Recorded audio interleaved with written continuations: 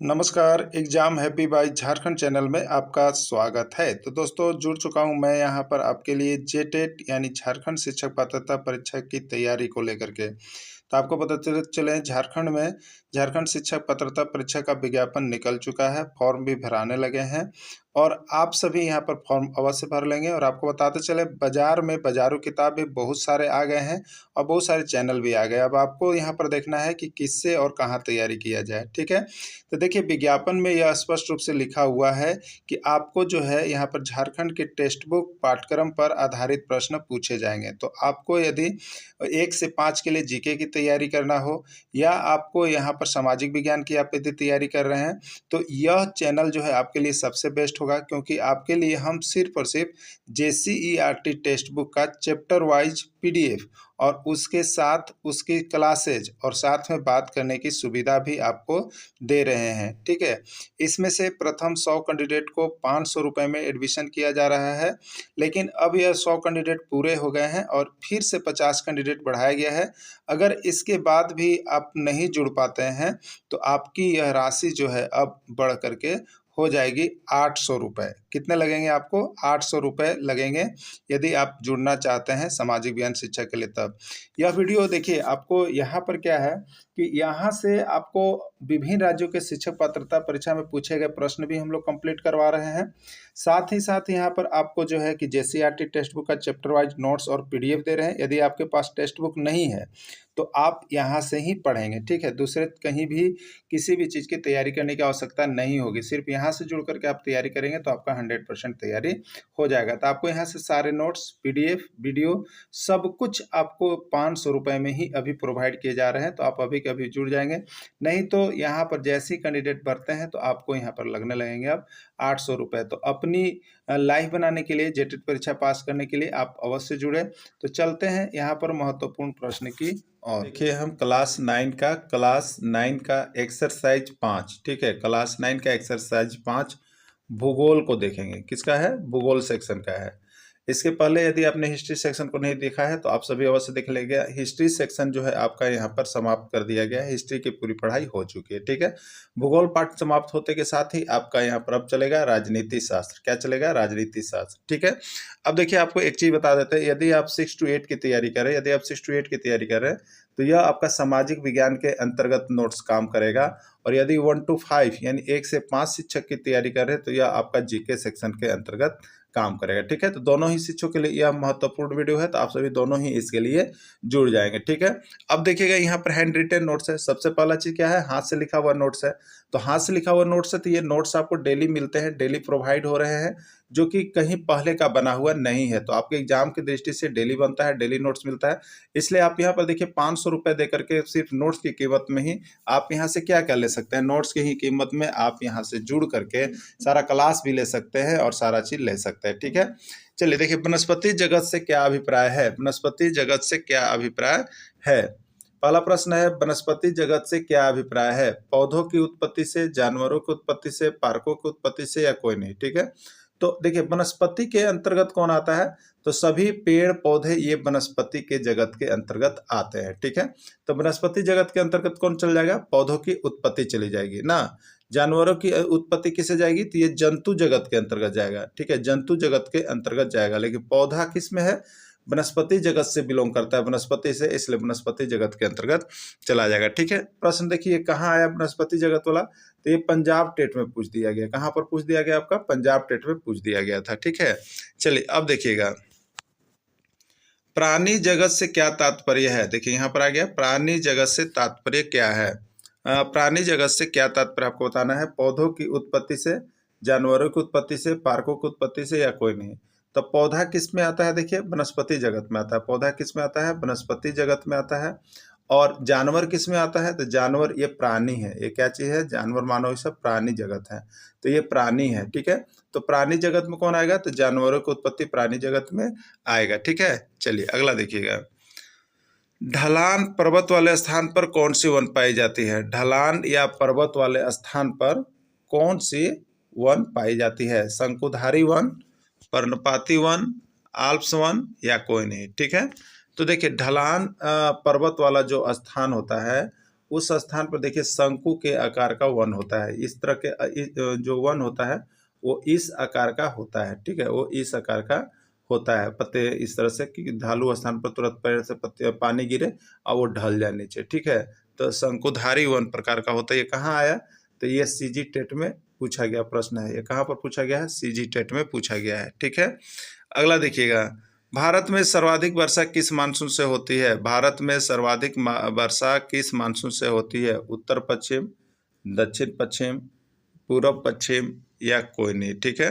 तो भारत में सर्वाधिक वर्षा किस मानसून से होती है? तो भारत में सर्वाधिक वर्षा यहाँ पर जो ऑप्शन है उसके अनुसार जगह दक्षिण पश्चिम मानसून से होती है, ठीक है। भारत में सर्वाधिक वर्षा किस मानसून से होती है? दक्षिण पश्चिम मानसून से होती है।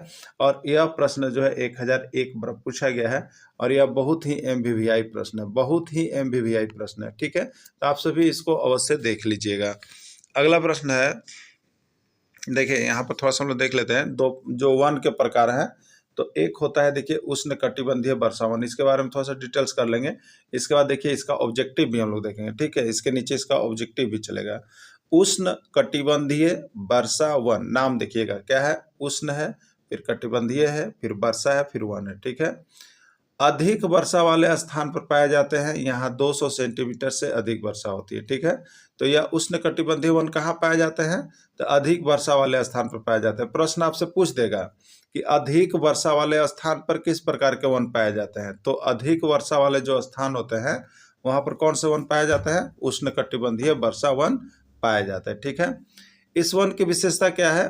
तो यह वन सालों भर हरे भरे रहता है। इसमें पेड़ की पत्तियां एक ही बार नहीं झड़ती है ना। उष्ण कटिबंधीय वन में इस पेड़ की पत्तियां एक ही बार नहीं झड़ती है, यह सालों भर हरे भरे रहते हैं, ठीक है। अगला, यह वन कहाँ पाया जाता है? देखिए यह वन अंडमान और निकोबार द्वीप समूह, लक्षद्वीप, असम के ऊपरी क्षेत्र तथा तमिलनाडु के तट तक सीमित है। यह हम लोग के राज्य में नहीं पाई जाती है, ठीक है। यह वन कहाँ पाया जाता है? अंडमान और निकोबार द्वीप समूह, लक्षद्वीप में, असम के ऊपरी क्षेत्र तथा तमिलनाडु के तट तक ही सीमित है। इसमें देखिए कौन कौन पेड़ होते हैं उष्ण कटिबंधीय वर्षा वन में, कौन कौन से पेड़ होते हैं?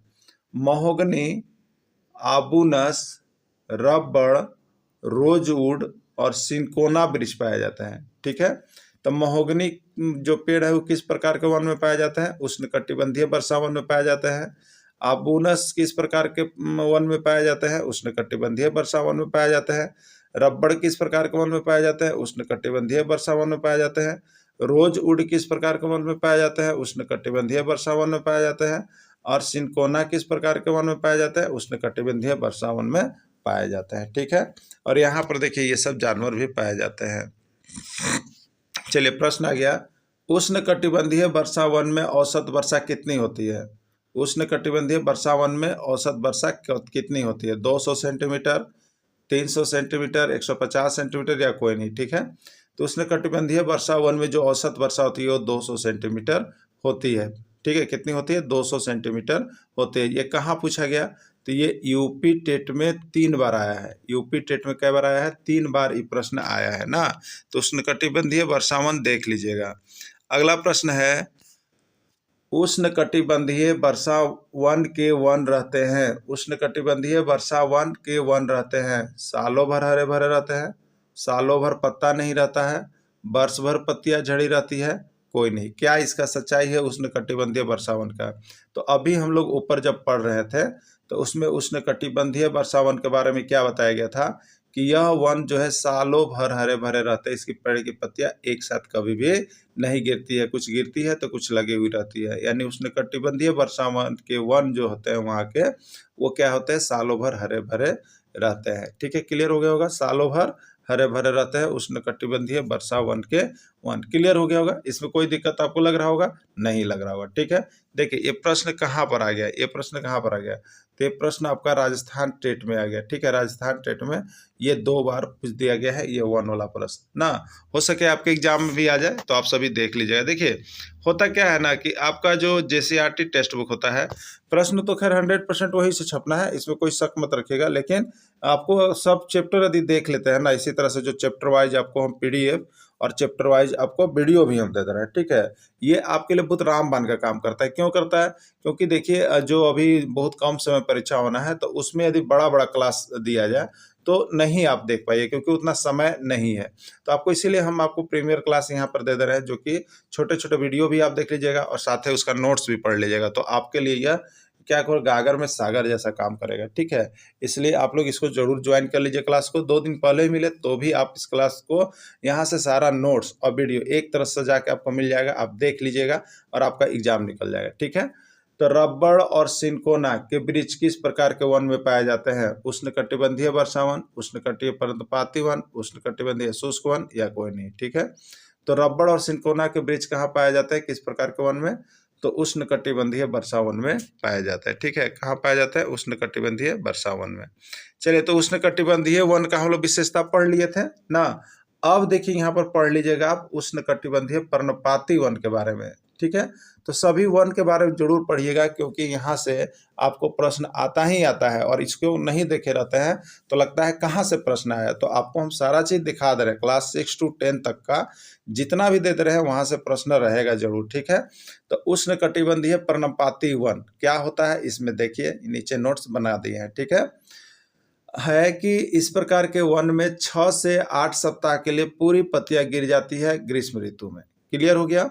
उष्णकटिबंधीय पर्णपाती वन में क्या होता है कि इसमें वन में 6 से 8 सप्ताह के लिए पूरी पत्तियां गिर जाती है, ठीक है। हिमालय, उड़ीसा, झारखंड में इसी प्रकार का वन पाया जाता है, ठीक है। हम लोगों के यहाँ झारखंड में किस प्रकार का वन पाया जाता है पूछ देगा, तो उष्णकटिबंधीय पर्णपाती वन। क्यों? क्योंकि आप देखिएगा यहाँ पेड़ की पत्तियां जो है आपको यहाँ पर एकाध महीना के लिए पूरे झड़ जाते हैं, पूरा पेड़ नंगा हो जाता है, ठीक है।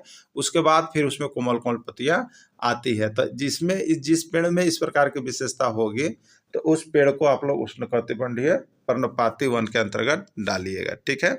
देखिए यहाँ पर सागवान, साल, चंदन, शीशम, शहतूत के वृक्ष पाए जाते हैं। सागवान में भी पेड़ की पत्तियां पूरे झड़ जाते हैं, पूरा नंगा हो जाता है। फिर जब पानी होने लगता है बरसात, तो फिर क्या होता है, इसमें हरी हरी कोमल पत्तियां निकलने लगती है। साल में भी वही हाल है, चंदन में भी वही हाल है, शीशम में भी पूरी पत्तियां झड़ जाती है, शहतूत में भी झड़ जाता है, ठीक है। क्लियर हो गया होगा। तो सागवान, साल, चंदन ये सब उष्णकटिबंधीय पर्णपाती वन है ना। अगला देखिएगा, किस प्रश्न आ गया ऑब्जेक्टिव, किस प्रकार के वन में वर्ष भर में सारे पत्ते एक साथ गिर जाते हैं? वर्ष में एक बार सारे पत्ते गिर जाते हैं, किस प्रकार के वन में? उष्णकटिबंधीय वर्षा वन में। तो इसमें अभी क्या बताया गया था कि उष्णकटिबंधीय वर्षा वन हमेशा सालों भर हरे भरे रहते हैं, कभी भी इनमें वर्ष में पत्तियां एक साथ नहीं गिरती है, ठीक है। अब उष्णकटिबंधीय पर्णपाती वन में क्या है, तो इसमें वर्ष भर में 3-4 सप्ताह के लिए पूरी पत्तियां पेड़ की एक साथ झड़ जाती है, ठीक है। तो ये उष्णकटिबंधीय पर्णपाती वन इसका राइट आंसर हो जाएगा। और ये जो है देखिए आपका CG TET, UP TET, MP TET तीनों जगह ये प्रश्न देखिए पूछ दिया गया है, तो देख लीजिएगा आप सभी, क्योंकि आ रहा है जेसीईआरटी से ही, ठीक है। अगला, सागवान के पेड़ किस प्रकार के वन में पाया जाता है? तो सागवान के पेड़ किस प्रकार के वन में पाए जाते हैं, अभी आप देखे थे। सागवान का जो पेड़ होता है इसमें वर्ष में पत्तियां एक बार जो 3-4 सप्ताह के लिए पूरे झड़ जाती है, पेड़ पूरा नंगा हो जाता है। तो नंगा हो जाता है वो किस पेड़ में जाता है, तो उष्णकटिबंधीय पर्णपाती वन में जाता है। वो किस में जाता है? उष्णकटिबंधीय पर्णपाती वन में। अब देखिए यहाँ पर लिखा हुआ झारखंड में भी यही वन पाया जाता है। झारखंड में भी जो पेड़ पौधे पाए जाते हैं उसमें यही विशेषता होता है ना। क्या होता है, तो यहाँ पर वर्ष में एक बार जो है पेड़ की सारी पत्तियां झड़ जाती है। अगला है, जिन क्षेत्रों में 70 सेंटीमीटर से कम होती है वहाँ कंटीले वन तथा झाड़ियाँ उगती है, और राजस्थान में इस प्रकार के वन पाए जाते हैं। क्लियर।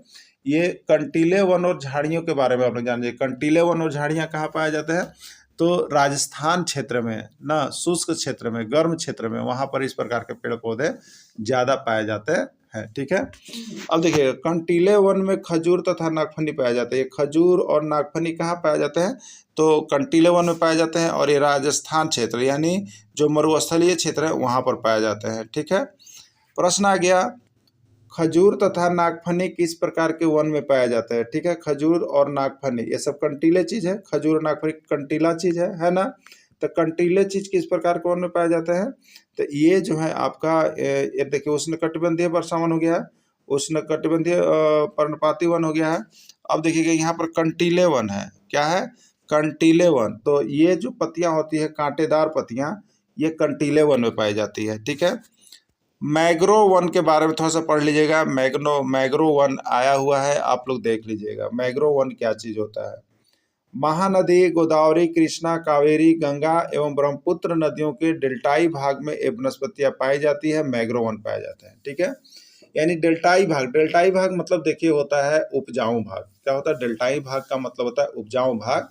जैसे नदियों के द्वारा मान लीजिए कि जो पानी आई तो उसको बहा करके ले जाया जाता है। जो ऊपर पानी मिट्टी की ऊपरी सतह पर जब ही बरसात होगा तो उसका लेयर बहेगा ना।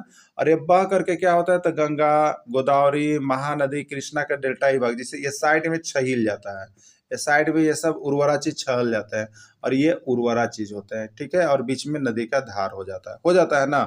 तो इस प्रकार वहां जो वन पाए जाते हैं, ये साइड में जो वन पाए जाएंगे उसी का नाम है मैग्रो वन। क्या नाम है? मैग्रो वन। तो ये कहाँ पाए जाते हैं? महानदी, गोदावरी, कृष्णा, कावेरी, गंगा एवं ब्रह्मपुत्र नदी के डेल्टाई भाग में वनस्पति पाई जाती है, उपजाऊ भाग में पाई जाती है और इसी को मैग्रो वन कहते हैं। ठीक है। देखिए गंगा और ब्रह्मपुत्र के डेल्टाई क्षेत्र में सुंदरी वृक्ष पाए जाते हैं ना। सुंदरी वृक्ष पाए जाते हैं। गंगा और ब्रह्मपुत्र के डेल्टाई क्षेत्र में सुंदरी वन पाए जाते हैं। और यहाँ पर देखिएगा महानदी, गोदावरी, कृष्णा, कावेरी एवं ब्रह्मपुत्र नदियों के डेल्टाई भाग में भी ये वनस्पतियां पाई जाती है। यानी गंगा और ब्रह्मपुत्र के डेल्टाई क्षेत्र में मैग्रो वन भी पाया जाता है और साथ में सुंदरी वन भी, सुंदरी वृक्ष पाई जाता है। ठीक है। सुंदरी वृक्ष पाया जाता है। क्या है? तो यहाँ पर देख लीजिएगा आप लोग, जो है गंगा ब्रह्मपुत्र के डेल्टाई भाग में जो वन पाया जाता है उसका नाम है मैग्रो वन। और जो वृक्ष पाए जाते हैं उसका नाम है सुंदरी वृक्ष ना। सुंदरी वृक्ष प्रश्न आया हुआ है, गंगा और ब्रह्मपुत्र के डेल्टाई क्षेत्र में किस प्रकार के वृक्ष पाए जाते हैं? तो आपको क्या करना है? सुंदरी वृक्ष। और किस प्रकार के वन पाए जाते हैं? तो मैग्रो वन। ठीक है। चलिए देखिएगा, मैग्रो वन में रॉयल बंगाल टाइगर विश्व प्रसिद्ध जानवर है। देखिए रॉयल बंगाल टाइगर कौन वन में पाया जाता है? तो मैग्रो वन में पाया जाता है। कहाँ पाया जाता है? मैग्रो वन में पाया जाता है, याद रख लीजिएगा। ठीक है। अगला प्रश्न है, भारत में जीव सुरक्षा अधिनियम सन 1972 ईस्वी में लागू हुआ था। भारत में जीव सुरक्षा अधिनियम कब लागू किया गया? 1972 में। ठीक है।